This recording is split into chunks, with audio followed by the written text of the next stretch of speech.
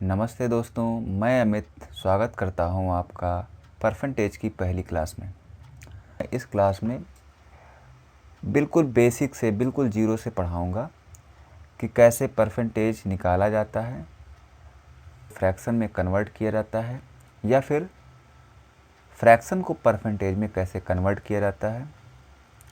इस क्लास में हम सीखेंगे कि बेसिक टूल्स क्या होते हैं जिनको हम परसेंटेज में इस्तेमाल करते हैं।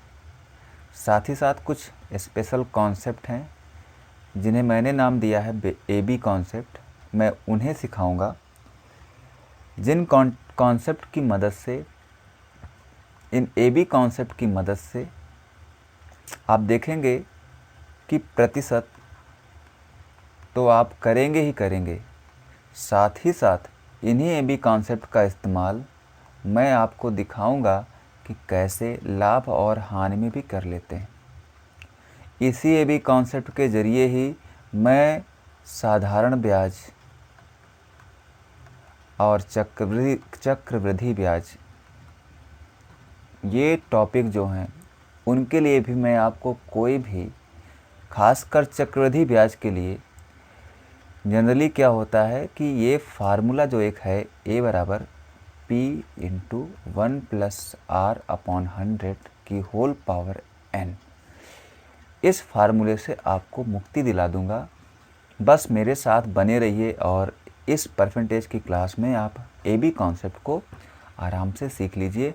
फिर मैं आपको दिखाता हूँ कि कैसे इस चक्रवृद्धि ब्याज के चक्कर से मुक्ति पाई जाती है। आम भाषा में जैसे हम एक दूसरे से बात करते हैं तो मैं वैसा ही माहौल बनाने का प्रयास करूँगा, इससे हम और आप अच्छे से कनेक्ट हो सकें और मेरी सारी बातें आपको अच्छे से समझ में आती रहें। तो चलिए वीडियो को शुरू करते हैं और धीरे धीरे करके हम सभी चीज़ों को सीखते हैं। सबसे पहली बात, प्रतिशत। प्रतिशत जो शब्द है, इसका जो शाब्दिक मतलब होता है, अगर इसे हम दो पार्ट में बांटे, जैसे प्रति और शत, तो प्रति का जो मतलब होता है, प्रति का मतलब एक, प्रति का मतलब एक, शत का मतलब 100। अगर हम इसको इस तरफ लिख दें कि एक प्रति एक और शत 100, इसी को आप ध्यान से देखिए, तो क्या इसे हम 1/100 नहीं लिख सकते क्या? तो आप कहेंगे लिख सकते हैं। तो इस 1/100 का क्या मतलब है? इस 1/100 का मतलब है कि अगर कोई वस्तु 100 है तो उसमें से अगर हम एक की बात करते हैं, उसमें से हम एक की बात करते हैं तो उसे हम कहते हैं 1%। अगर हम मान लो इसी 100 में से 10 की बात करें, हमने लिख दिया 10/100, ये हो गया ना 10%। 10%, तो कैसे लिखते हैं? 10%, ये प्रतिशत का चिन्ह है। तो प्रतिशत का जो शाब्दिक अर्थ है, उसी में इसका पूरा का पूरा परिभाषा, इसका एप्लीकेशन सब छिपा हुआ है। अभी जैसे 25%, शत मतलब 100, हमने कहा 25%, ये आप ऐसे पढ़ते हैं। पर ये जो परसेंटेज लिखा, इसी का क्या मतलब है? प्रतिशत, 1/100, 1/100। तो हम समझते हैं कि किसी भी संख्या का अगर हमें प्रतिशत निकालना हो तो कैसे निकालते हैं। जैसे अगर हमें एक नंबर है 1250 का, अगर हमको 25% निकालना हो तो कैसे निकालते हैं? ज़्यादातर भाइयों ने एक चीज़ सीख रखी होगी कि प्रतिशत निकालने का अगर कभी भी हमको पड़ जाए तो हमें नंबर लिखना है, गुणे 25% कह रहा तो 25 और परसेंटेज हटा के नीचे 100 लिखना है। इसी को हल कर देंगे तो आंसर आ जाएगा 25 चौके 100। 4 से अगर हम भाग कर दें तो 4 तियाँ 12, 4 एकम नम 4, 4 दूना 8 और 4 पंचे 20। आंसर हमारा आ जाता है 312.5। यहाँ तक कोई दिक्कत नहीं थी। आपने जो पढ़ा है बिल्कुल सही पढ़ा है, आप जो अभी तक करते आ रहे हैं बिल्कुल सही करते आ रहे हैं। लेकिन अगर थोड़ा सा भी हम इसमें बदलाव कर दें, जो कि परीक्षा में आपको देखने को मिलता है, अगर हम इसको लिख दें कि 1249 का अगर हमने लिख दिया 31%,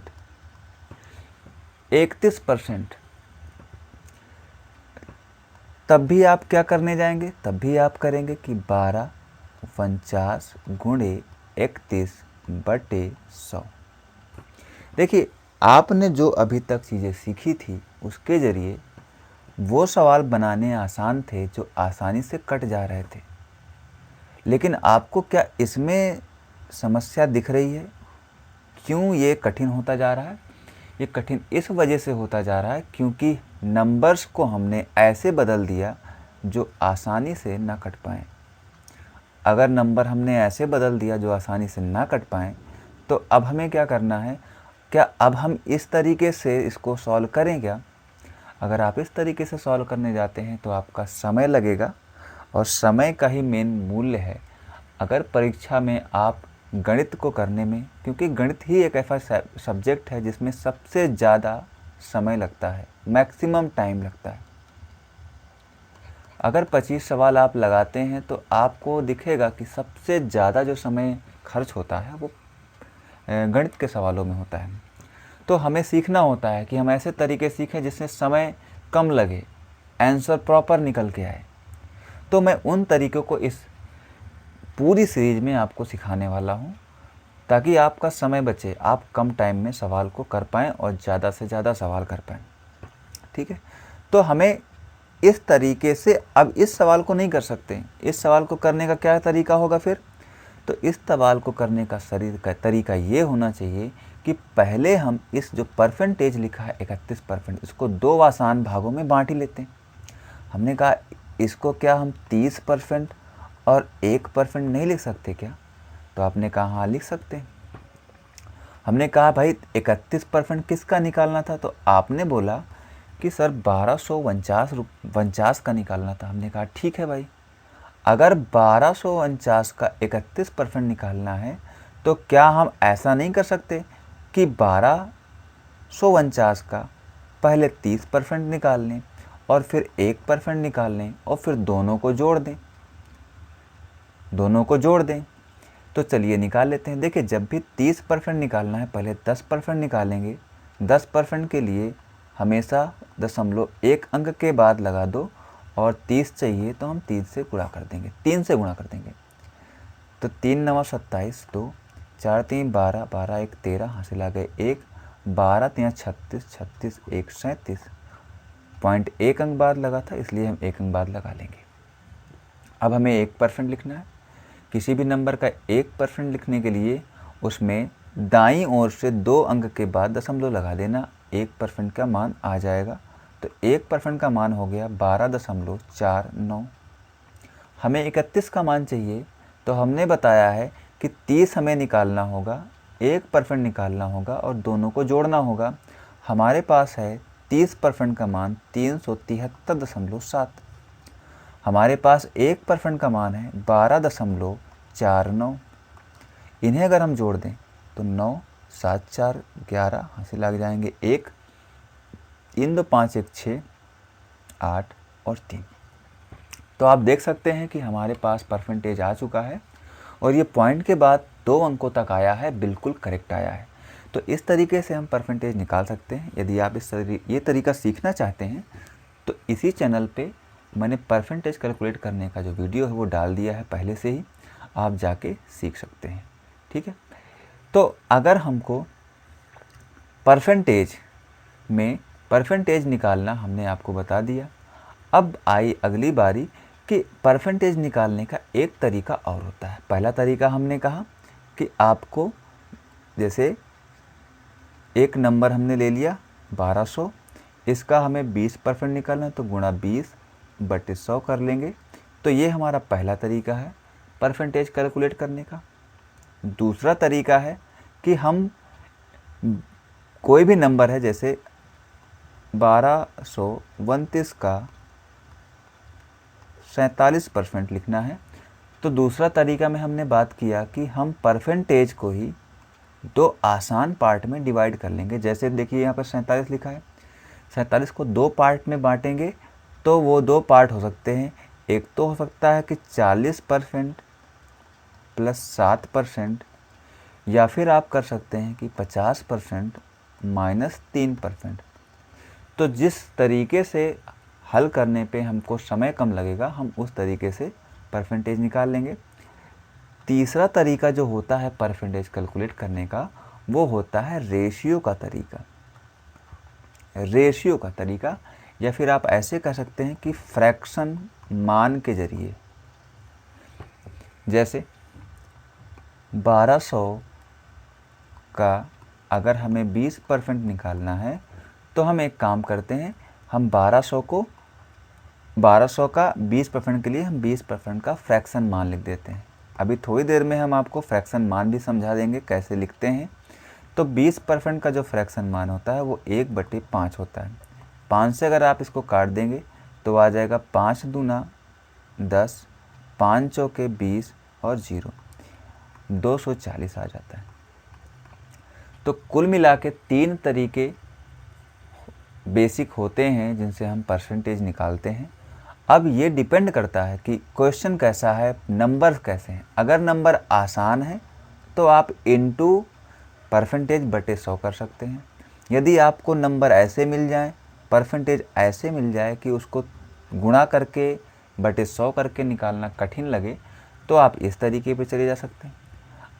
और आपको ऐसा लगता है कि कभी कभी क्या होता है, फ्रैक्शंस में दे देता है। जैसे मान लेते हैं दे दिया उसने 16 सही 2/3%, तब हम पहले तरीके पे भी नहीं जाते हैं, दूसरे पे भी नहीं जाते हैं, हम फिर तीसरा तरीका इस्तेमाल करते हैं, हम इसे फ्रैक्शन में चेंज करके करते हैं। तो ध्यान रखना, जिस तरीके से सवाल बदलता है उसी तरीके से हमें अपने कॉन्सेप्ट को भी बदलना पड़ता है। अगर हम अपने कॉन्सेप्ट को नहीं बदलेंगे तो हम सवाल को टाइम में नहीं लगा पाएंगे। ये बात को आपको समझना पड़ेगा। इसलिए हमें कई सारे तरीके सीखने होंगे। ठीक है, जो मैं देखता हूँ कि यूट्यूब में हर जगह कोई सिर्फ फ्रैक्शन ही पढ़ा रहा, कोई सिर्फ इनटू परसेंटेज बटे 100 ही कर रहा है। ठीक है, पर ये जो मैं दूसरा तरीका मैंने आपको दिखाया है, ये तरीका बहुत कम लोग पढ़ाते हैं, बहुत कम लोग पढ़ाते हैं। और आज के समय में जो सवाल बनते हैं उसमें ऐसा ही नंबर देता है जो कटता ही नहीं है। जब कटेगा नहीं तो फिर भैया आप गुणा करके बटे 100 करके और काट के उत्तर लाओगे तो टाइम तो लगना ही लगना है ना। तो इसलिए जो है आपको सारे तरीके पढ़ने होंगे। अब बारी आती है फ्रैक्शन की। तो हम कुछ ऐसे फ्रैक्शंस को जान लेते हैं जो बेसिक हैं और जो ज़्यादातर पूछे जाते हैं। पहली बात, उन फ्रैक्शंस को जानने से पहले हम ये जान लेते हैं कि फ्रैक्शंस बनते कैसे हैं, फ्रैक्शंस को बनाते कैसे हैं। जैसे अगर हमने लिख दिया 15%, तो इसको अगर हमको कन्वर्ट करना हो फ्रैक्शन में तो कैसे करेंगे। लेकिन जब भी फ्रैक्शन में बदलना हो तो हमें परसेंटेज का चिन्ह जो है ना उसे हटा देना है। और जब भी हम परसेंटेज के चिन्ह को हटा देंगे तो हमारे हर में 100 आ जाएगा। जैसे 15% लिखा है तो हमने जैसे ही 15% का परसेंटेज का चिन्ह हटा दिया तो नीचे हमें कितना लिखना होगा, 100 लिखना होगा। और फिर उसके बाद इसको हम काट देंगे और हल कर लेंगे। 5 तिया 15, 5 दूना 10, 20। मतलब कि 15% का जो फ्रैक्शन मान है वो 3/20 होता है। ऐसे ही अगर हमको लिखना हो 32% का फ्रैक्शन वैल्यू, तो क्या करेंगे, 32/100 और इसको काटेंगे। 4 8 32 और 4 से काटोगे 100 तो आ जाएगा 25। तो फ्रैक्शन मान 32% का कितना आ गया, तो आप कहेंगे 8/25 आ गया। कभी भी फ्रैक्शन में बदलना है तो ध्यान रखना, परसेंटेज को हटाते ही हर में 100 आ जाएगा। जैसे अगर हम कह दें कि p% है और इसे फ्रैक्शन में बदल के दिखाओ तो हम क्या लिखेंगे, p/100, p/100। 100। बात समझ में आ गई? इस तरीके से हम परसेंटेज को फ्रैक्शन में चेंज कर लेते हैं। ठीक है, तो अब हम बात करते हैं कुछ परसेंटेज टू फ्रैक्शंस जिनको हमें याद रखना होगा। जैसे 1/2 फ्रैक्शन मान किसका है? तो ये 50% का है। 1/3 फ्रैक्शन मान किसका है? तो ये है 33 सही 1/3% का। 1/4 फ्रैक्शन मान किसका है? तो आप कहेंगे सर ये 25% का फ्रैक्शन मान है। अगर आपको कहीं मिल जाए 1/5 फ्रैक्शन मान किसका है? तो आप कहेंगे कि 20% का है। अगर आपको कहीं मिल जाए 1/6 फ्रैक्शन मान, तो आप परसेंटेज में क्या बोलेंगे? आप कहेंगे 16 सही 2/3% का मान होता है। ऐसे ही अगर मिल जाए कहीं पर 1/7 फ्रैक्शन मान, तो ये परसेंटेज में कितना होता है? ये होता है 14 सही 2/7% का। अगर 1/8 फ्रैक्शन मान हो तो वो किसका होता है? तो वो होता है 12 सही 1/2%, जिसे आपको कहीं पर ऐसा लिखा मिल जाएगा कि 12.5%, मतलब 12.5%। अगर हम बात करें 1/9 की, तो 1/9 जो होता है फ्रैक्शन मान, ये होता है 11 सही 1/9% का। अगर हम बात करें 1/10 फ्रैक्शन मान किसका है? तो ये होता है 10% का। अगर हम बात करें 1/11 फ्रैक्शन मान किसका है? तो आप कहेंगे 9 सही 1/11% का है। अब थोड़ी सी एक ट्रिक के ज़रिए मैं आपको कुछ परसेंटेज ऐसे हैं जिनको हम आसानी से याद रख पाएंगे। जैसे कि देखिए यहाँ पे ये 1/7 जनरली आप भूल सकते हैं, तो इसके लिए आपको ध्यान रखना है कि 1/7 जो फ्रैक्शन मान होता है वो होता है किसका? 14 सही 2/7 का। 14 सही 2/7 का। ठीक है, अगर हम बात करें 1/8 का, तो आप देखेंगे 1/8 12.5 का है। अच्छा, यहाँ पर देखेंगे 1/9, तो एक ट्रिक है, आप दिमाग में रखिए कि 1/9 इधर है तो 1/9 इधर भी दिखेगा, मतलब 11 सही 1/9। वैसे यहाँ पर देखिए 1/11 है तो इधर भी 1/11 दिखता रहेगा। ठीक है, यहाँ पर देख लेंगे तो 1/3 है तो इधर भी 1/3 दिख रहेगा, मतलब 33 सही 1/3 हो जाएगा। ठीक है ना? ऐसे ही कुछ और परसेंटेज हैं पर फ्रैक्शंस मान है, ऐसे ही कुछ और फ्रैक्शन मान है, उनको भी लिख लेते हैं। जैसे कि अगर हम बात करें 1/3 की, तो अभी हमने बताया आपको कि 1/3 जो है वो है 33 सही 1/3%। अगर हम बात करें 2/3 फ्रैक्शन मान किसका है? तो ये होता है 66 सही 2/3% का। ये दोनों थोड़ा सा सिमिलर है। अगर आप ध्यान से देखेंगे तो 1/3 2/3 दोनों सिमिलर हैं। जब 1/3 जो है इसमें 2 का गुणा कर देते हैं तो 2/3 बन जाता है।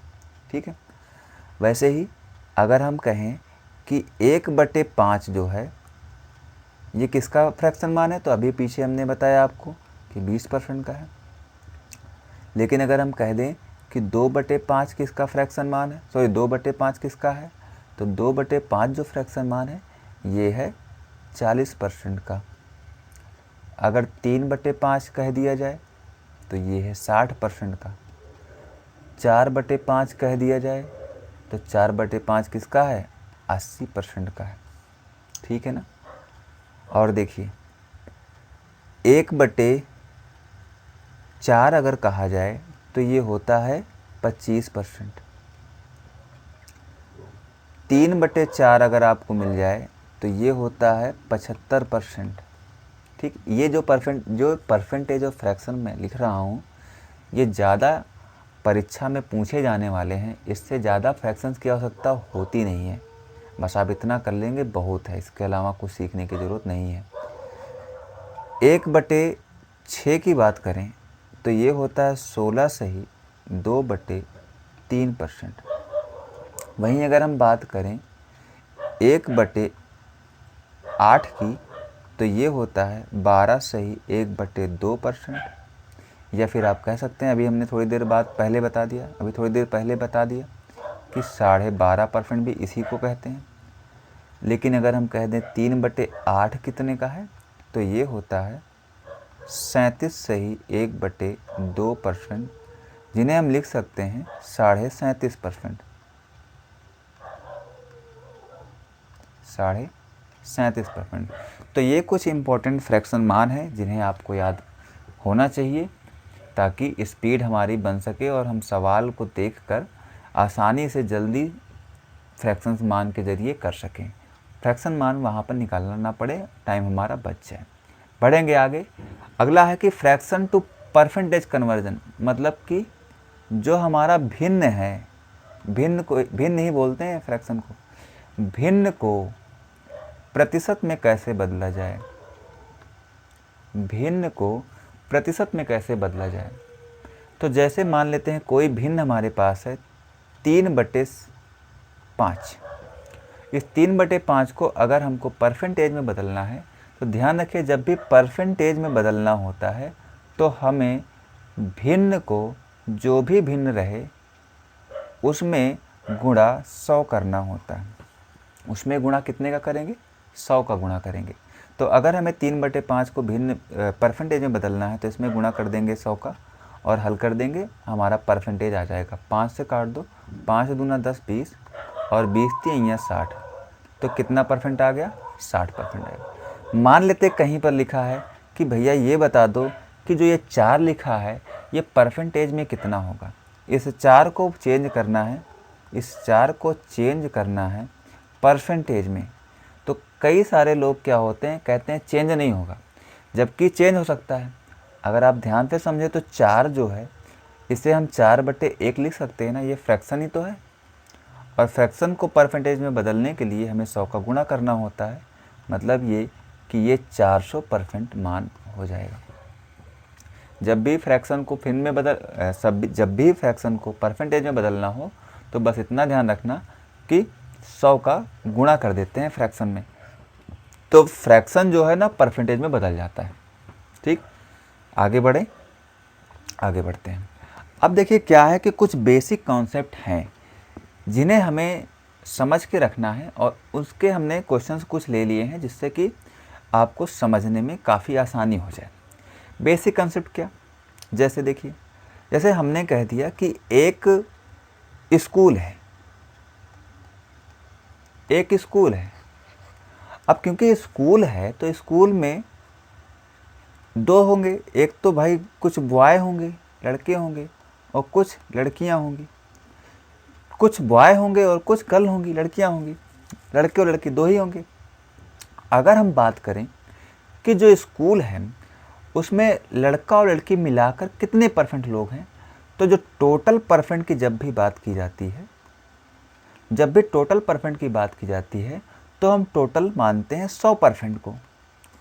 टोटल हमेशा कितने को मानते हैं? टोटल हमेशा 100% मानते हैं। टोटल 100% है। और मान लो हमने कह दिया कि नहीं, टोटल तो 100% है, पर उस स्कूल में जो लड़के हैं वो 60% है। हमने कह दिया कि लड़के कितने हैं? 60% है। तो बताइए लड़कियां कितने परसेंट होंगी? तो सीधी सी बात है कि अगर टोटल हमारा 100% है, जिसमें से 60% लड़के हैं, तो बचे 40% वो लड़कियां होंगी। क्लियर है? तो जब भी हमें टोटल मानना होगा, टोटल हम कितना मानेंगे? टोटल हमेशा हम 100% मान के चलेंगे। टोटल हमेशा 100% मान के चला जाता है। ठीक है, तो अब आते हैं हम सवाल के ऊपर आते हैं और समझते हैं सवाल को। क्वेश्चन हमारा यहाँ कह रहा है कि एक गांव के चुनाव में 65% लोग ने मतदान किया। यदि 4200 लोगों ने मतदान नहीं किया, ध्यान से देखना, 4200 लोग ऐसे थे जिन्होंने मतदान ही नहीं किया, वो वोट डालने गए ही नहीं, तो गांव की कुल जनसंख्या कितनी है? गांव की कुल जनसंख्या। इसने क्या पूछा? टोटल जनसंख्या पूछा। टोटल जनसंख्या। अभी हमने बताया कि जब भी टोटल पूछेगा तो टोटल हम कितना मानेंगे? टोटल हम अपने आप से 100% मान के चलेंगे। टोटल हम कितना मान के चलेंगे? 100% मान के चलेंगे। अब इस 100% में से 65% लोगों ने तो वोट डाल दिया है। अगर इसमें से 65% लोगों ने वोट डाला है, मतदान कर दिया है, मतदान कर दिया है, तो बताइए कितने परसेंट लोग ऐसे हैं जिन्होंने मतदान ही नहीं किया? तो अगर 65 ने मत डाल दिया है तो बचे हुए जो 35% लोग हैं वही वो लोग हैं जिन्होंने मतदान किया ही नहीं। उन्होंने मतदान किया ही नहीं। तो हमने कहा कि परसेंटेज में तो हमको मालूम पड़ गया, प्रतिशत में तो हमें मालूम पड़ गया कि 35% लोग हैं जिन्होंने मतदान नहीं किया है। लेकिन जब हम सवाल को पढ़ रहे हैं तो हमको ये कह रहा कि नहीं, 35% नहीं है बाबू साहब, यहाँ तो 4200 लोग मत नहीं डाले। अब हमारा दिमाग खनक गया। हमने कहा बताओ क्या समझें, 35% सही समझें कि 4200 लोग नहीं मत डाले हैं उसको सही समझें? लड़का कन्फ्यूजन में है कि बताइए 35% को हम सही माने कि 4200 को सही माने। हम लोगों को क्या बताएं? हम लोगों को ये बताएं कि 35% लोगों ने वोट नहीं डाला है, या फिर लोगों को ये बताएं कि 4200 लोगों ने वोट नहीं डाला है। तभी एक गांव के बुजुर्ग बैठा था जो कहीं पढ़ने नहीं गया था, किसी कोचिंग में नहीं गया था, किसी स्कूल में नहीं पढ़ गया था। उसने बताया कि बेटवा ये 35% लोग जो वोट डालने नहीं गए हैं और तुम कह रहे हो कि 4200 लोग भी वोट डालने नहीं गए, तो यार ये दोनों तो बराबर ही हैं, दोनों एक ही चीज़ के बारे में तो बात कर रहे हो। तो हमने कहा हाँ ये बात तो तुम्हारी सही है कि 35% जो है वही 4200 है। तो हम ये बात कह सकते हैं कि जो हमारा 35% है यही किसके इक्वल है? यही 4200 के इक्वल है, क्योंकि दोनों एक ही चीज़ का वैल्यू है। एक को हम परसेंटेज में बता रहे हैं, एक को हम संख्या में बता रहे हैं। एक को हम परसेंटेज में बता रहे हैं और एक को संख्या में बता रहे हैं। तो हमने ये कहा कि हमारा जो 35% है ना वही 4200 है। पर हमसे इसने पूछा है कुल जनसंख्या, तो हमने परसेंटेज में कुल कितना मान रखा है? तो आपने कहा 100% मान रखा है। तो हमने कहा ठीक है, हम 100% का मान निकाल लें तो हमारा उत्तर आ जाना चाहिए। हमने कहा ठीक है चलो निकाल के देखते हैं। तो हमने लिखा 4200 बटे 35। जैसे ही यहाँ से हटेगा कोई भी चीज़ वो नीचे चला आएगा, नीचे आ गया, और जैसे ही कोई कुछ भी नया हम लाएंगे ना तो वो ऊपर आ जाएगा। 100 का गुणा कर दिया। चलिए हल कर लेते हैं। 7 पचे 35, 7 छंग 42, और अगर हम 5 से काटेंगे तो 5 से काटो तो यहाँ आ जाएगा 20। अब हो गया 600 गुणे 20। ज़रा गुणा करके देखो, 6 दूना 12 और 3 0, कितना आ गया? 12,000।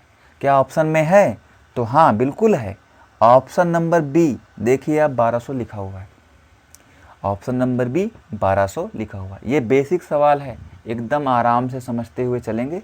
चलिए अगले सवाल की ओर चलते हैं और आराम से समझते हैं इत्मीनान के साथ में। फिर से देखिए एक सवाल है, कह रहा कि एक कस्बे की 8% जनसंख्या पलायन कर गई, मतलब चली गई। 8% लोग चले गए। यदि शेष जनसंख्या 2760 है तो मूल जनसंख्या कितनी थी? मूल का मतलब टोटल जनसंख्या कितनी थी? फिर से टोटल कितना हम मानते हैं? टोटल हम 100% मानते हैं। पलायन कितना कर गए? तो 100% में से 8% लोग पलायन कर गए। तो भैया बचे कितने परसेंट लोग? तो आपने कहा सर 92% लोग जो है ना वो अभी भी बचे हुए हैं गांव में। हमने कहा परसेंटेज में तो तुमने बता दिया हमको 92% है, क्या संख्या के रूप में दिया गया है क्या? तो आपने कहा हाँ गुरुजी दिया गया है। कितना दिया गया है? तो आपने कहा गुरुजी 2760 लोग हैं जो अभी भी गांव में हैं, कस्बे में हैं। तो हमने ये बात कही कि क्या जो हमारा 92% है उसको हम 2760 के बराबर कर सकते हैं या नहीं कर सकते हैं। तो आपने कहा कि गुरुजी अगर 92% वो लोग हैं जो गांव में हैं, जिन्होंने पलायन नहीं किया है, तो हम कर सकते हैं। हमने कहा हाँ वही है, क्योंकि 8% लोग छोड़ के गए थे, 92% लोग नहीं गए थे। तो हमने 92% को किसके बराबर कर दिया, 2760 के बराबर। इन्होंने पूछा है मूल जनसंख्या, तो मूल जनसंख्या क्या होगी हमारा, 100% होगी। कैसे निकलेगा, 2760 बटे जैसे ही यहाँ पे नंबर हटेगा वो सीधा नीचे चले जाएगा और इनटू 100 कर देंगे और इसी को हल कर लेते हैं, उत्तर हमारा आ जाएगा। ज़रा ट्राई करते हैं, क्या 3 बार में ये जा रहा है क्या पहाड़ा।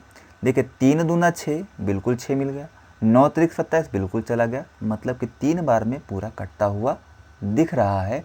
तो उत्तर हमारा कितना आ जाएगा, उत्तर हमारा आ जाएगा बाबू साहेब ऑप्शन नंबर बी, 3000।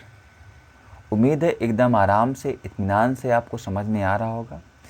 अगर कोई दिक्कत हो रही है समझने में, कमेंट बॉक्स आपके लिए खुला हुआ है, आप जी भर के कमेंट कर सकते हैं। और जो चीज़ समझ में ना आए, जिस सवाल में जो स्टेप समझ में ना आए, आप फर्दर आप कमेंट करिएगा, मैं उसका जवाब देने का पूरा प्रयास करूँगा। बढ़ते हैं अगले सवाल की ओर। एक स्कूल में 80% छात्र उपस्थित थे, मतलब प्रेजेंट थे। यदि 240 छात्र आए तो कुल छात्र संख्या कितनी है। एक स्कूल में एक दिन 80% छात्र उपस्थित थे, मतलब कोई दिन था, कोई दिन था। हमने कह दिया संडे नहीं कहेंगे भाई, संडे के दिन स्कूल थोड़ा खुला रहता है, तो संडे काहे कहेंगे, संडे नहीं कहेंगे, कोई और दिन कहे जिस दिन स्कूल में ज़्यादा संख्या रहती हो। किस दिन रहती है, तो मंडे को रहती है। हमने कहा मंडे का दिन था, स्कूल में 80% छात्र उपस्थित थे। और वहाँ पर फिर हमने देखा, जब गिनती मारी तो हमसे गिनने पर आया कि 240 छात्र उपस्थित थे। जब हमको परसेंटेज में बताया गया तो कहा गया कि 80% छात्र उपस्थित हैं आज के दिन मंडे को, लेकिन जब हमने गिना तो हमें मिला 240 छात्र उपस्थित हैं। हमने कहा है तो दोनों एक ही चीज़, इसका मतलब 80% हमारा 240 के बराबर है।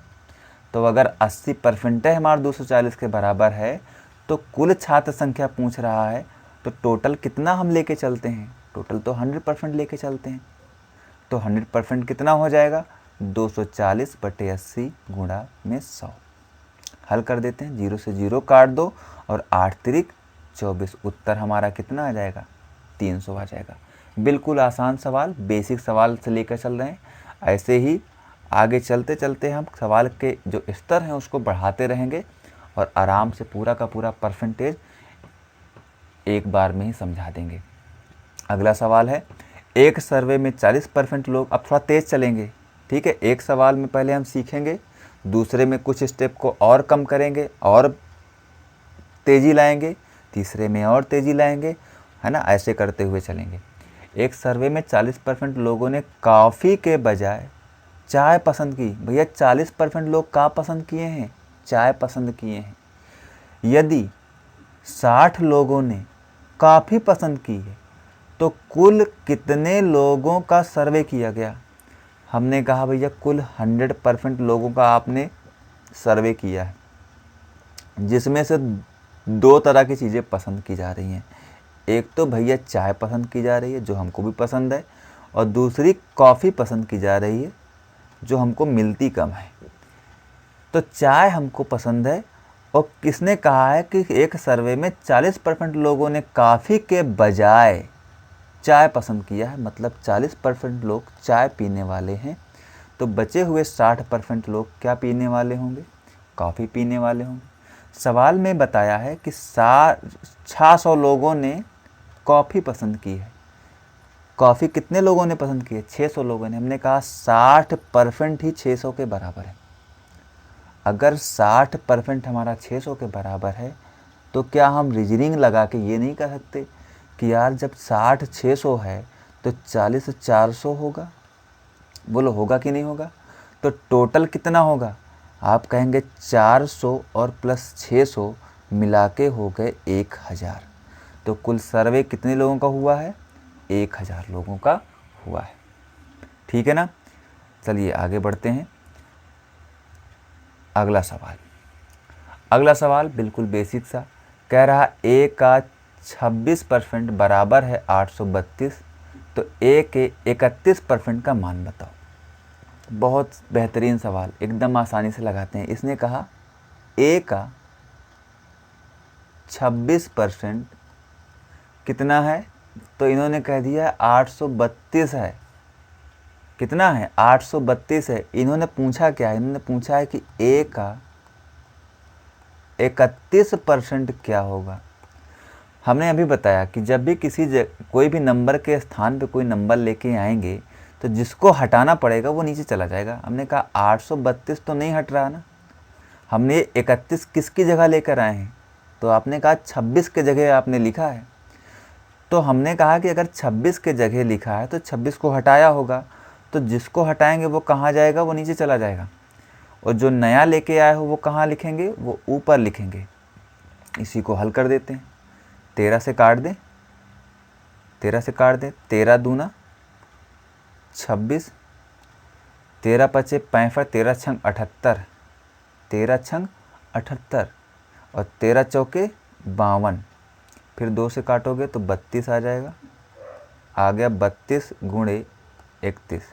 गुणा करेंगे, देखिए 2 एकन्नम 2, आखिरी में 2 आएगा, इकाई के जगह पर 2 आएगा। कहाँ पे लिखा हुआ? यहाँ नहीं लिखा, यहाँ भी नहीं लिखा, यहाँ भी नहीं लिखा, सिर्फ ऑप्शन डी में लिखा हुआ है। बाकी आप गुणा कर सकते हैं। गुणा करके कोई मेडल मिलने वाला है नहीं, क्योंकि ऑप्शन ऐसे दिए थे, सारे ऑप्शन में इकाई का अंक अलग अलग था, तो गुणा करने की आवश्यकता बिल्कुल भी नहीं है। ऐसे और भी तरीके हैं जो हम आपको वीडियो में सिखाते रहेंगे बीच बीच में। अब चलिए सीखते हैं अगले कॉन्सेप्ट के बारे में, ए बी कॉन्सेप्ट के बारे में। ये ए बी कॉन्सेप्ट है क्या, काम कैसे करता है, इस्तेमाल कहाँ कहाँ करना है, ये सारी चीज़ें समझते हैं। ए बी कॉन्सेप्ट क्या है? ए बी कॉन्सेप्ट है कि ए और बी, सवाल में होता क्या है, कोई संख्या हमें दे दी जाती है पहले से और कहा जाता है कि उस संख्या को किसी परसेंटेज से या तो बढ़ा दिया जाता है या तो घटा दिया जाता है। तो हमें बढ़ाने अथवा घटाने पर संख्या क्या मिलेगी वो हमें पूछा जाता है सवाल में। वो हमें सवाल में पूछ लेता है। जैसे हमने कहा हमारा एक नंबर 100 है, अगर इस 100 को हम 15% से बढ़ा देते हैं, तो अगर हम 100 को 15% से बढ़ा देते हैं तो हम क्या करेंगे? हम इसी 100 का 15% निकाल के इसी 100 में जोड़ देंगे। 100 का 15% 15 ही होगा। अगर हम 100 का 15% निकालें तो आप देखेंगे कि 15 ही आएगा। तो 100 में जब हम 15 जोड़ेंगे तो कितना हो जाएगा? 115 हो जाएगा। ठीक है, 115 होगा। ये सवाल में पूछ लेता है, ये सवाल में पूछता है कि आप बताइए कितना होगा। अगर हम 100 को 10% से अगर कम कर दें तब क्या होगा? तो आप कहेंगे कि 100 का 10% निकाल के 100 से ही घटा दें तो आ जाएगा हमारा। अब अगर 100 का हम 10% निकालेंगे तो 10 ही आएगा। अगर हम 10 घटा देंगे 100 से तो कितना बचेगा? 90 बचेगा। ये सवाल में पूछता है। ये हमारा ए बी रूल का फर्स्ट कॉन्सेप्ट है कि जब भी हमें किसी भी नंबर को किसी भी परसेंटेज से बढ़ाना है अथवा घटाना है तो हम ऐसे लिख के करेंगे, ऐसे लिख के करेंगे। जनरली क्या है, आप ऐसे भी करते हैं और आपने कई जगह देखा भी है कि अगर किसी नंबर को हमको 15% से बढ़ाना है, जैसे मान लेते हैं 240 को अगर हमें 15% से बढ़ाना है तो किताबों में मिल जाता है 15% से बढ़ाने का मतलब 100 का समान 15 बढ़ के 115 हो गया बटे 100 हो गया। आप ऐसे कर लेते हैं। लेकिन कृपया करके थोड़ी देर के लिए ये किताबी ज्ञान को आप थोड़ा देर के लिए साइड में रख दीजिए। मैं जो आपको सिखाने जा रहा हूँ वो ऐसी चीज़ सिखाने जा रहा हूँ कि जो आपको हर जगह काम आएगी, चाहे वो आप परसेंटेज में अभी आप बेसिक पढ़ रहे हैं या फिर आप चक्रवृद्धि ब्याज के 3 साल 4 साल के ब्याज निकाल रहे हैं, सब जगह इसी का इस्तेमाल करेंगे हम। तो इसलिए थोड़ी देर के लिए अगर आपको ये आता है तो बहुत अच्छा है, आपको एक एक्स्ट्रा जानकारी मिल जाएगी, एक एक्स्ट्रा चीज़ सीखने को मिल जाएगी। लेकिन थोड़ी देर के लिए इसको अभी भूल के जाइए, ठीक है, इसको अभी ध्यान से हटा दीजिए, ठीक है ना। आपको आता है, आप कर सकते हैं, बट अभी जो मैं सिखा रहा हूँ ना, प्लीज़ उसे सीख लीजिए बस केवल। फिर आपको इसका जो वैल्यू है ना वो आगे चल के पता चलेगा कि क्यों मैं कह रहा था कि इसको सीख लो भाई साहब। इसको सीखने के बाद फिर आप बताना कि जब हम सवाल करेंगे तो आपको दिखाऊंगा मैं, ठीक है। अभी आप इसको आराम से देखिए बस केवल। फिर दूसरा कॉन्सेप्ट क्या है? दूसरा कॉन्सेप्ट है कि सवाल में आपको एक नंबर दे दिया जाएगा और एक और अंक दे दिया जाएगा। कहेगा कि एक संख्या है, उसे हमने x% से या तो वो बढ़ा देगा या फिर घटा देगा, और बोलेगा कि संख्या हमारी बढ़ के घट के कुछ आ गई, पर परसेंटेज नहीं बताएगा, परसेंटेज नहीं बताएगा। जैसे मान लो हमने दे दिया कि 120 था और इसको हमने बढ़ाकर 140 लिख दिया। 120 था, हमने कितना लिख दिया? 140 लिख दिया। और हमसे सवाल कह रहा है कि ये बताओ ये कितने % से बढ़ गया है, ये कितने % से बढ़ गया। तो ये परसेंटेज निकालने को हमसे पूछता है कि बढ़ा कितने % से, ठीक है। और या फिर अच्छा, इसको निकालेंगे कैसे? निकालने का तरीका है कि सबसे पहले हम ये पता कर लें कि आखिर परसेंटेज तो नहीं निकाल पाएंगे हम तुरंत, लेकिन हम ये तो देख पाएंगे ना कि कितना बढ़ा है संख्या में। तो आपको दिख रहा होगा कि 120 से अगर 140 हो गया तो 20 बढ़ा हुआ दिख रहा है, 20 बढ़ा हुआ दिख रहा है। तो हमने ये कहा कि 20 तो बढ़ा दिख रहा, पर आपने बढ़ाया किस में है? आपने बढ़ाया किस में है? तो आपने कहा कि हमने 120 में बढ़ाया है। किस में बढ़ाया है? 120 में बढ़ाया है। 120 में बढ़ाया है, इसका मतलब बेस क्या है हमारा? बेस हमारा जो है वो 120 है, 120 हमारा बेस है। अब इसी को हम हल कर देंगे तो आ जाएगा हमारे पास, 2 से काटोगे नीचे 6, 1/6 आ जाएगा। तो 1/6 कितना % होता है? तो अभी हमने फ्रैक्शन में पढ़ा है 16 सही 2/3% का मान होता है। 16 सही 2/3% का मान होता है। अगर आपको फ्रैक्शन याद नहीं है तो तब आप क्या करेंगे? आप इसी 1/6 में 100 का गुणा कर देंगे और हल कर देंगे, तब भी आ जाएगा 16 सही 2/3% आ जाएगा, ठीक है ना। तो जब बढ़ाने घटाने की बात आती है, जब इस तरीके का आएगा कि कोई संख्या दे दी जाए और वो बढ़ाकर कुछ और बन गया, उसके लिए हम ये दूसरे नियम का इस्तेमाल करते हैं, ठीक है। अब आते हैं अगले नियम में। तीसरा कॉन्सेप्ट क्या है? तीसरा कॉन्सेप्ट क्या है? तीसरा, थर्ड में क्या होता है? आपको किस नंबर को बढ़ाया गया वो नहीं बताया जाएगा। आपको सवाल में बता दिया जाएगा कि कितना % से हमने बढ़ाया है या घटाया है, और आपको ये भी बता दिया जाएगा कि फाइनल वैल्यू क्या है, बढ़ाने के बाद या घटाने के बाद संख्या हमारी क्या हो गई है वो भी बता देगा, ठीक है। तो इस तरह के जब सवाल आएंगे, जैसे एग्जाम्पल से अगर हम समझें तो हमने एक बात कह दी कि किसी संख्या को हमने 20% से बढ़ा दिया है और वो संख्या हमारी हो गई है 240।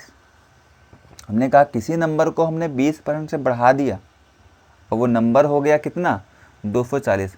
हमसे पूछ लिया कि बताओ वो नंबर क्या था, कौन से नंबर को हमने बढ़ाया है जो 240 हो गया है। तो इसको निकालने का क्या तरीका है? हम 100 मान सकते हैं। हमने मान लिया कि हमारा जो नंबर था ना, जिसको हमने बढ़ाया था, वो 100 था, और 100 को अगर हमने 20% से बढ़ा दिया, 100 को अगर हमने 20% से बढ़ा दिया तो कितना हो जाएगा? 120 हो जाएगा। लेकिन सवाल में कितना दिया गया है? तो आपने कहा कि 240 दिया गया है। तो हमने कहा हमारा जो 120 है, हमारा जो 120 है वो तुम्हारे 240 के बराबर होना चाहिए, तुम्हारे 240 के बराबर होना चाहिए। तो हमको अगर हम हमारे 100 का मान पता कर ले गए ना, तो आपकी वैल्यू आ जाएगी। अगर हमें 100 का मान पता कर लिया तो इस प्लेस की वैल्यू आ जाएगी। इसको हल कर देते हैं, 0 से 0 काट दिया, 12 दूना 24, 2 से 100 को गुणा करोगे तो कितना आ जाएगा 200। तो जो वैल्यू थी जिसको बढ़ाया गया 20% से, वो वैल्यू निकल के क्या आ गई, वो वैल्यू निकल के आ गई 200। ठीक है ना। अब ये जो थर्ड रूल है, इस थर्ड रूल मोस्ट इम्पॉर्टेंट है। सबसे इम्पॉर्टेंट पहला रूल है, और उसके बाद अगर कोई सबसे इम्पॉर्टेंट रूल है तो वो थर्ड रूल है। इस थर्ड रूल को, ये जो शुरुआत वाली वैल्यू है, इसको निकालने के कुल 3 तरीके हैं निकालने के। मैं तीनों तरीके डिस्कस करूँगा। ठीक है, मैं तीनों तरीके डिस्कस करूँगा कि भाई कैसे 3 तरीके कौन कौन से हैं, किस किस तरीके से हम निकाल सकते हैं, है ना। याद रखिए कि ये ऐसी क्लास है परसेंटेज की कि आप पूरे यूट्यूब पे जाके सर्च कर लीजिएगा। जितने भी तरीके हो सकते हैं, जो भी इम्पोर्टेंट तरीके हो सकते हैं, वो कोई भी टीचर पढ़ा रहा हो, वो सारे तरीके मैं तुमको एक ही वीडियो में दे दूँगा। आपको भटकना नहीं पड़ेगा एक कहीं पर भी। तो पहला तरीका क्या हो सकता है? पहला तरीका हो सकता है कि अगर हम 100 मानकर करें तब भी हम लगा सकते हैं। दूसरा तरीका होता है रेशियो के तरीके से, कि हम रेशियो के तरीके से कर लें। तीसरा एक तरीका और है जिसका नाम है AB रूल। इस तरीके से भी हम लगा सकते हैं इसको।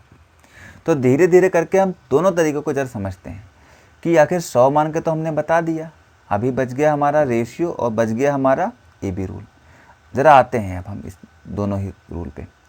सवाल हमने लिखा था कि हमारा कोई नंबर था जिसको हमने 20% से बढ़ाया था और वो 240 हो गया था। ठीक है, तो पहले हम समझते हैं ज़रा रेशियो वाले तरीके को।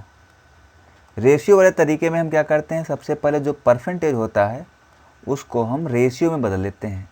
रेशियो मतलब फ्रैक्शन में बदल लेते हैं। तो 20% का फ्रैक्शन मान कितना होगा, 1/5। 1/5। अब इस 1/5 को पढ़ते कैसे हैं ज़रा ये समझ लो। 1/5 का मतलब होता है 5 शुरुआत में था, तो उस 5 में से कितने की बात कर रहे हैं, 1। टोटल अगर 5 है तो हम कितने की बात कर रहे हैं, हम 1 की बात कर रहे हैं। इसने कहा 20% बढ़ा दिया गया, मतलब शुरुआत में अगर 5 था तो 1 बढ़ा के कितना हो गया, 6 हो गया।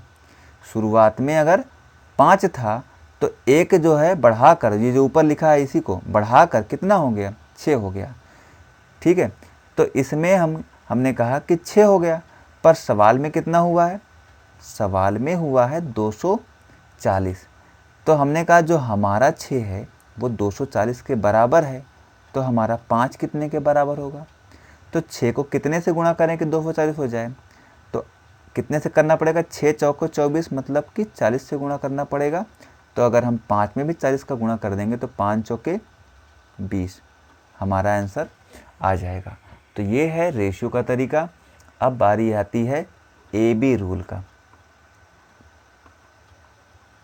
AB रूल का बाकी सवाल के ज़रिए हम इसको समझाएंगे बहुत इत्मीनान के साथ में। अभी आप इसको बेसिक समझ लीजिए बस कि कैसे क्या चीज़ें हैं, इनको काम में कैसे लाया जाता है।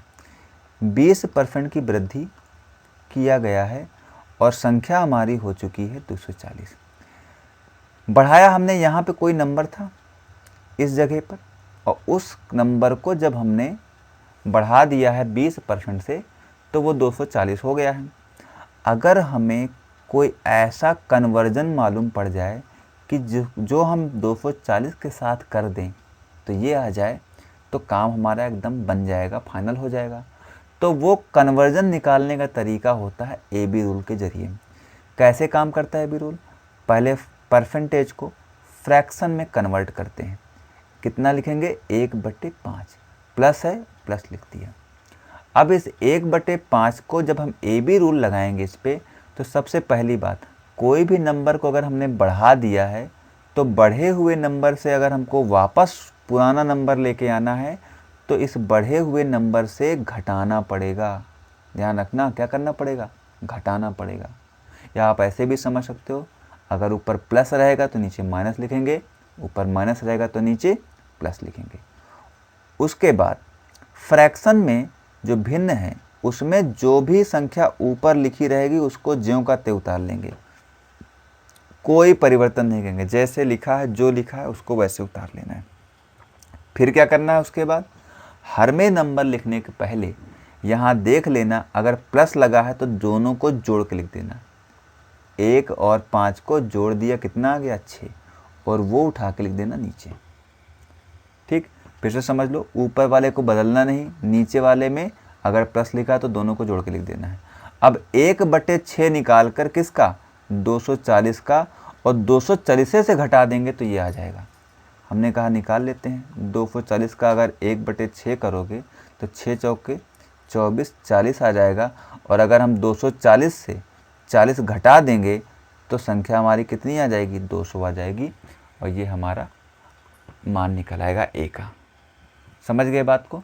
तो ये है ए बी रूल, और ये हमने 3 कॉन्सेप्ट सीख लिए हैं ए बी कॉन्सेप्ट के। अब चलिए हम आगे कुछ सवाल करते हैं जो इन्हीं पर आधारित हैं। जैसे पहला सवाल कह रहा है कि रोहन के पास 1200 रुपये हैं। यदि सोहन उससे कहता है कि अगर वह उसे 1200 रुपये देगा तो वह उसे 15% बढ़ा के वापस करेगा, तो सोहन रोहन को कितने रुपए वापस करेगा? देखिए, 2 लोग हैं, एक तो है रोहन, दूसरा है सोहन।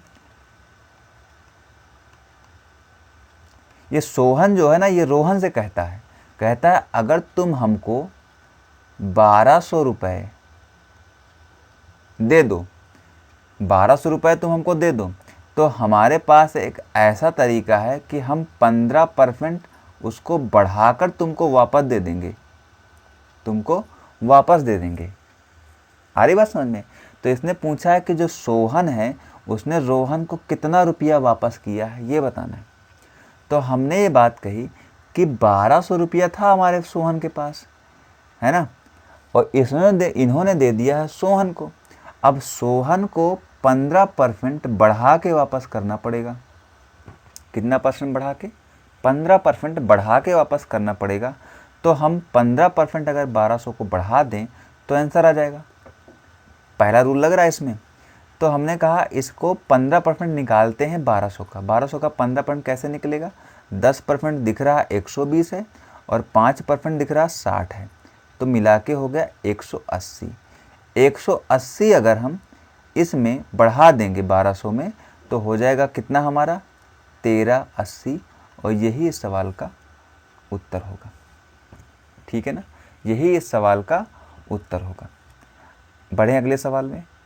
अगला सवाल देखिए, कह रहा है कि ए 1320 रुपये एक योजना में लगाता है और वह वापस 1386 रुपये पाता है, तो उसे कितने प्रतिशत रुपये अधिक मिले?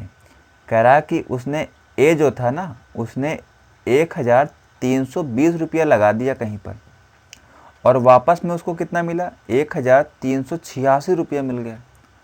तो ये पूछ रहा कितना प्रतिशत अधिक मिला, परसेंटेज में पूछ रहा। हमने कहा परसेंटेज तो नहीं बता सकते, लेकिन तुमको एक चीज़ कर सकते हैं, तुमको हम ये बता सकते हैं कि 66 रुपया हमको ज़्यादा मिला है। तो हमने कहा क्या परसेंटेज निकालने में कोई तकलीफ़ है क्या? तो आपने कहा हाँ, तकलीफ़ तो नहीं है, हमको हमारे गुरुजी ने बताया है कि अगर 66 रुपया ज़्यादा मिला है ना, तो आप ये बताओ कि किस में से ज़्यादा मिला है, आपने किस में बढ़ाया है। तो बेस कौन है? तो बेस हमारा कौन है जहाँ से बढ़ाया गया है? 13, 20। और अगर परसेंटेज, जब भी हमको परसेंटेज निकालना है तो बस 100 का ही गुणा कर देना है। तो हमने कहा फिर हल कर लीजिए, उत्तर बता दीजिए लगा के। मैंने कहा ठीक है, हल करके बता देते हैं। 11 से काट दो, 11 का नम 11, 11 दूना 22। 11 से काटा 11 छक 66, 6 से काटोगे तो 6 दूना 12, और 2 से 10 कटेगा तो कितना आ जाएगा? 5%। तो सवाल का उत्तर कितना है? 5% है। ध्यान से देखना, गलती हो सकती है, आप डी ऑप्शन भी मार्क कर सकते हो, क्योंकि यहाँ पर, लेकिन ध्यान रखना यहाँ परसेंटेज नहीं लिखा, यहाँ परसेंटेज लिखा है। कभी कभी क्या होता है, गलती से 66 दिखा नहीं कि उत्तर मार्क कर दिया। ठीक है, तो आवेश में आके जल्दबाजी में खुश होकर उत्तर नहीं लगाया था। थोड़ा सा गंभीरता के साथ सवालों को लेना चाहिए, चाहे जितने आसान सवाल हों। अगला सवाल देखिए, अगला सवाल है, सीमा ने कुछ पैसे सविता को दे दिए और 12% अधिक सविता को देना होगा, इस शर्त पर दिया यदि सविता ने सीमा को 896 वापस दिया तो सीमा ने सविता को कितने रुपए दिया था।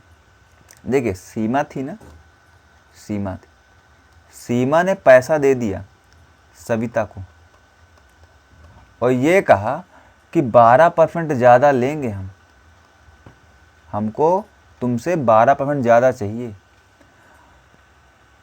तो सीमा को वापस कितना रुपया किया उसने तो कर दिया 896 रुपया वापस। ने कहा अच्छा, तो ये इसका मतलब साफ है कि उसने 12% बढ़ा दिया गया होगा। जो सीमा पैसा दी होगी उसको बढ़ा दिया इसने। भाई जो पैसा सीमा ने दिया था सविता को, उसी को 12% बढ़ा के वापस कर देगी। बात समझ में आ रही है? उसी को बढ़ाकर वापस कर देगी। तो हमने कहा कि हमें ये ए वाली वैल्यू पता करनी है। अब ये वाली वैल्यू कैसे निकलती है, हमें 3 तरीके बताने हैं, जो तरीका लगाना हो लगा दो। अब क्योंकि यहाँ पर 100 मानना ज़्यादा आसान है, हमने कहा 100 मान लेते हैं। 100 को जब हम 12% से बढ़ा देंगे तो 112 हो जाएगा। इसका मतलब 112 की वैल्यू हमारे पास दिया गया है, हमें 100 का मान पता करना है। हल कर लेते हैं इसको। अगर इसको हम 4 से काट दें तो 4 दूना 8 और 8 चौके 32। 4 से काटोगे तो 4 दूना 8, 4 दूना 8 और 4 चौके 16। 7 से काटोगे तो 7 चौके 28, 7 तिरिक 21 और 7 दूना 14। 4 से काटो 4 अठे 32, 8 गुणे 100, 8 गुणे 100। अगर हम 8 गुणे 100 करें तो आंसर कितना आ जाएगा, 800 आ जाएगा और यही इस सवाल का उत्तर हो जाएगा। ठीक है, आगे बढ़ते हैं। आगे लिखा हुआ है कि यदि ए बी से 20% अधिक है तो बी ए से कितने % कम है। अब यहाँ पे आपको मैं एक बेहतरीन चीज़ बताता हूँ। अभी आपको समझ में आएगा कि ए बी रूल जो अभी हमने थोड़ी देर पहले सिखाया था, उससे ये सवाल कितने आसानी तरीके से चुटकियों में हो जाएगा। जब भी इस तरह का सवाल आ जाए, आप बस ए बी रूल लगा दीजिएगा। ए बी रूल कैसे लगाते हैं, सबसे पहला काम परसेंटेज को फ्रैक्शन में चेंज कर लीजिए और चिन्ह के साथ में कह रहा अधिक है ना तो प्लस लगाएंगे आगे। हमने कहा +1/5 अप्लाई कर दो ए बी रूल, -1/6, -1/6। ऊपर वाले को बदलना नहीं है, नीचे वाले को चिन्ह देखकर अगर प्लस लिखा तो जोड़ के लिख देना है। यहाँ प्लस था तो यहाँ माइनस लिख लिया। ये 1/6 कितने % का मान है, तो आप कहेंगे 16 सही 2/3% का मान है। बस लगा दिया ऑप्शन नंबर बी। ठीक है, अगला सवाल देखिए। अभिषेक को घर से 1280 रुपये बाजार से सामान लाने के लिए दिया गया। वह रास्ते में 20% पैसे जुए में हार गया। मतलब जुआ खेल लिया बीच में, लाने भेजे थे सामान, देखा बगल में पहुंचा कि बढ़ा लेंगे पैसा, अपना खर्चा के लिए निकालेगा, पर गलती से क्या हुआ, फंस गए बेचारे, 20% गंवा दिए। तो उसे बाजार से सामान लाने के लिए पैसे को कितने प्रतिशत से बढ़ाना होगा। मतलब कि ऐसी बाजी में लगा दे कि फिर से हमारा पूरा पैसा आ जाए। तो कितना % से बढ़ाना होगा ताकि जिससे पैसे की भरपाई हो जाए, पैसे की क्या हो जाए, भरपाई हो जाए। कुल मिला के बात को समझें अगर, तो इसने क्या किया था, 1280 था ना, इसमें से 20% तो इसने गंवा दिया, ठीक है ना। और उसके बाद जब ये कह रहा है कि कुछ आया होगा, यहाँ पे कोई भी नंबर आया हो, अभी आप कम करके देख लेना, आ जाएगा कोई नंबर आ जाएगा। पर मैं वो नंबर नहीं निकाले जा रहा हूँ, मैं आपको सवाल लगाने जा रहा हूँ कि कैसे सवाल को लगाते हैं। जनरली देखा जाए तो इस नंबर का कोई यूज ही नहीं है, यहाँ पे कोई इस्तेमाल ही नहीं है। ठीक है, तो हमको क्या करना है, यहाँ पर हमको ये मालूम है कि भाई यहाँ से यहाँ तक कुछ कम किया गया। अब ये कह रहा है हमको यहाँ से यहाँ तक वापस चाहिए वही नंबर जो पहले था, पैसे की भरपाई करना है ना। पैसा कितना था, 1280 था, तो हमको फिर से 1280 चाहिए। तो कितना परसेंट इस कम वाले नंबर को बढ़ाना पड़ेगा। तो हमने कहा इस वाले केस को तो देखा देखा सा लग रहा है। अभी थोड़ी देर पहले ए बी रूल बताया था, वहीं पे ऐसा बनाए थे कि किसी नंबर को पहले कम किया जाए या बढ़ाया जाए तो फिर वापस लाया जाता है, तो कैसे ए बी रूल लगाया जाता है। हमने कहा फिर लगा दीजिए ए बी रूल। लिखा है 20% कम हुआ है, 20% कम हुआ है। ए बी रूल लगाने के लिए सबसे पहले फ्रैक्शन में चेंज किया, 1/5 आया, और फिर लिख दिया 1 प्लस करके 1 देखिए यहाँ माइनस लिखा है तो इसलिए दोनों क्या होंगे, घट जाएंगे, और 5 में से 1 निकाल दोगे कितना आ जाएगा, 4, और 1/4 कितने का मान होता है, तो आप कहेंगे 25% का मान होता है। तो ऑप्शन नंबर बी बिल्कुल करेक्ट होगा। ऑप्शन नंबर बी बिल्कुल करेक्ट होगा। कई लोग होंगे वो फंस जाएंगे, वो 1280 का निकालेंगे, फिर उसके बाद वो जोड़ेंगे घटाएंगे। यूज ही नहीं है यार दोस्त, इसका कोई इस्तेमाल ही नहीं है। जब भी सवाल परसेंटेज से ऑप्शन परसेंटेज में पूछे तो no need for real value, real value की आवश्यकता ही नहीं है। आप अपने आप से कुछ भी मानिए, उत्तर बदल जाए तो बताना मुझे, कभी बदलेगा ही नहीं उत्तर, ठीक है। लेकिन ध्यान रखना, जब भी परसेंटेज देकर परसेंटेज पूछे तब, ठीक। तो ये हमारे सवाल कंप्लीट हुए। और आज की जो क्लास है आपको कैसी लगी, इसके लिए आप कमेंट बॉक्स में कमेंट करके बता सकते हैं। लाइक आपकी इच्छा के हिसाब से, बाकी सब्सक्राइब करना हो तो कर लीजिएगा।